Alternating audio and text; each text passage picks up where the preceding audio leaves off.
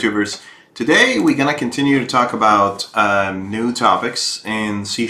One of the most important things that you need to learn in C# and something you're going to learn a lot is how to organize your code, how to make your code make sense and make it easy to read.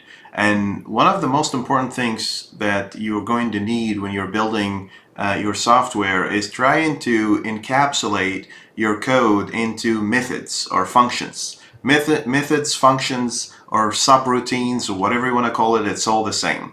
Let me show you how we can build a method.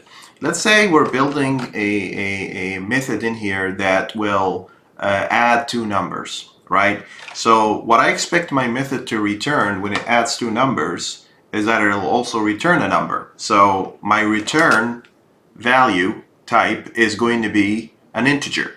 And then I need to give my method a name.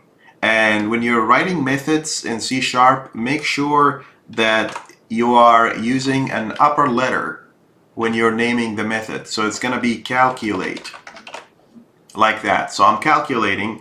And the next thing in your method that you want to consider is to pass in parameters. If you need your method to do something that requires an input from the outside world, you need to allow these or program these as parameters. So if I'm adding two numbers, so I'm expecting my user or whoever is going to use my method to pass me two numbers. So these are called input parameters. The first input parameters, let's call it number 1, or first number, let's call it first number. And the second one would be the second number, like this. All right. So you have a method, it's called calculate, and it accepts two parameters. And these two parameters are what we're going to use within that method to execute the calculation. Let's say we want to add two numbers, right? So in order for you to calculate that, let's define a variable in here, and let's call it total, right? And let's say total is the first number plus the second number. And then we want to give back this total to whoever is using that method. So we're going to say return total.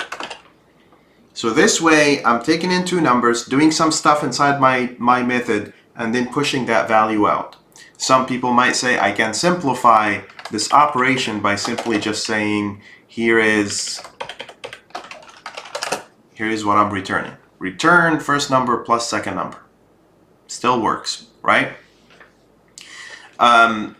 Let's see how we can use that method, right? So let's say I have an integer total. I want to keep the value that comes out of that method into a variable.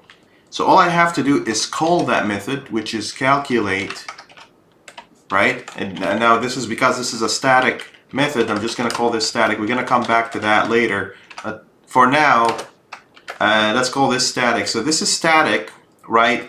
And we want to pass in two variables. In order for you to know what the input parameters are, you can do Control-Shift-Space, and that'll show you what the input parameters are. And make sure that your input parameters make sense.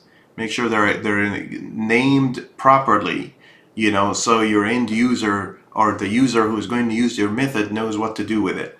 So let's say I'm passing in 1 and 2, like that. So I'm passing in two numbers. And then I'm going to console and write line the total, and then I'm going to read key.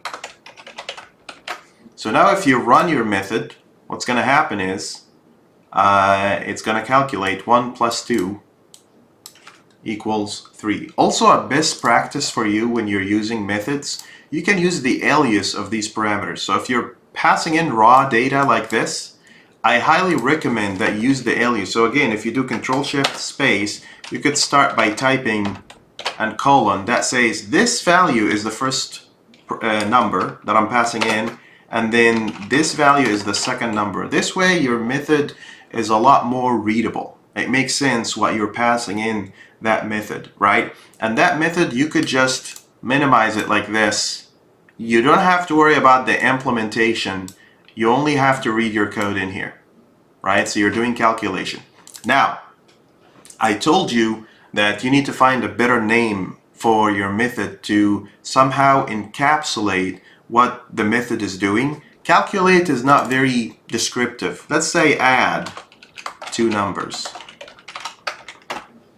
right? And when you change your method name, you could just do control period and it'll say, let me change the method name across all let's see, I said add to number, right? So let's say numbers like this. You'll see that Visual Studio gives you that option. If you go and do control period, it'll say rename all the occurrences. So if you have a massive code base and you have all this method is being used all over the place, you don't want to go there and change it all the time. Take advantage of Visual Studio feature of automatically renaming your code this way.